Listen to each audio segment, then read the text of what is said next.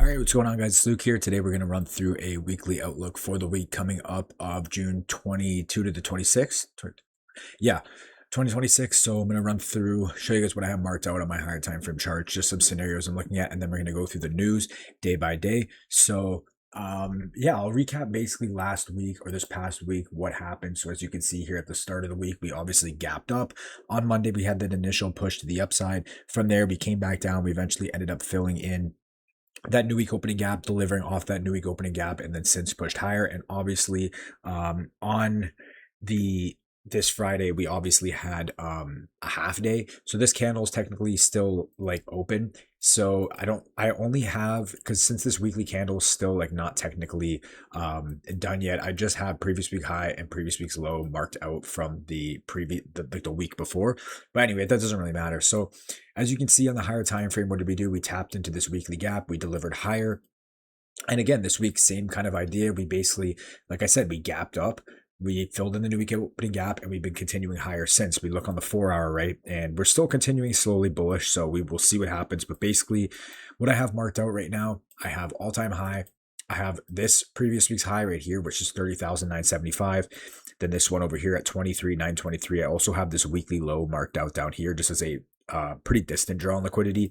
Going over to the daily, obviously we're still trending bullish. You can see we're just putting in a higher high, higher low. So we're anticipating potentially new highs, and then basically marked out here.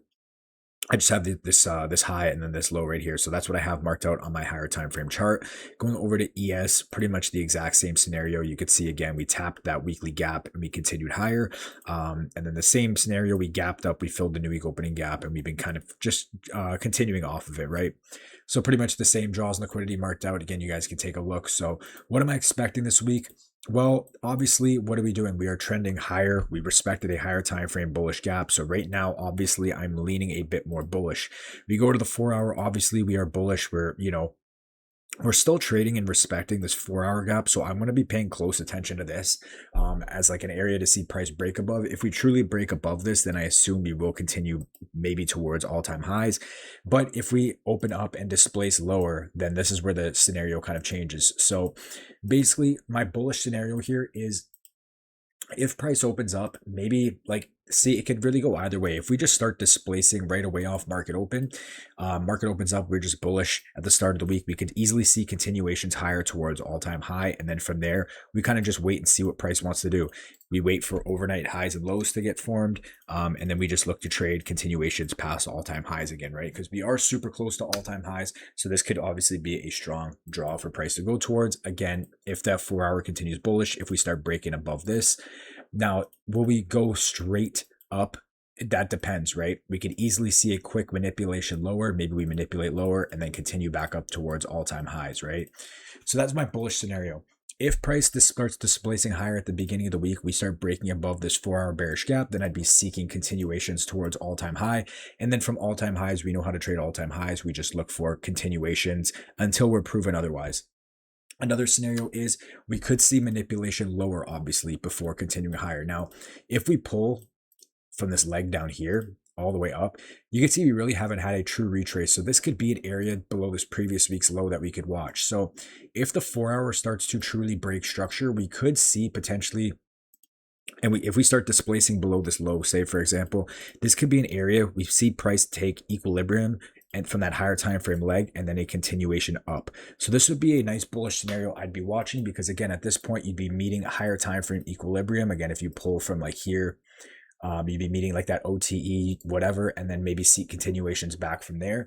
But if we manipulate lower and we continue to disrespect bullish and respect bearish, then I would be really looking for those weekly lows to get hit. So it's really going to depend on what happens at the start of the week. But these are the scenarios I'm looking at once again.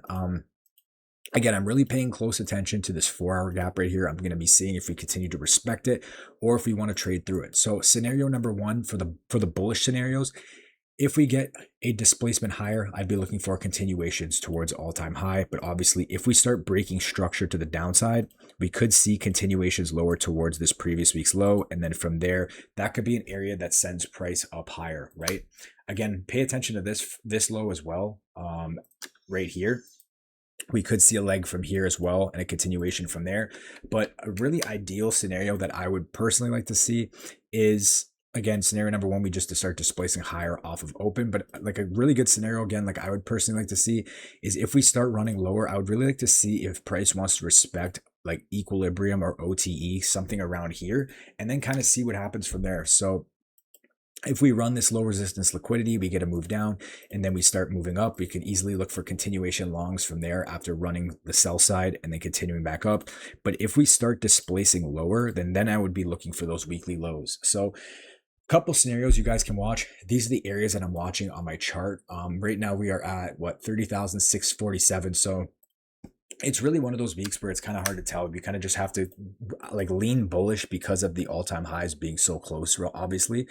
But again, really the keys here, what I'm looking at is paying attention to this 4 hour right here, seeing if we continue to respect it.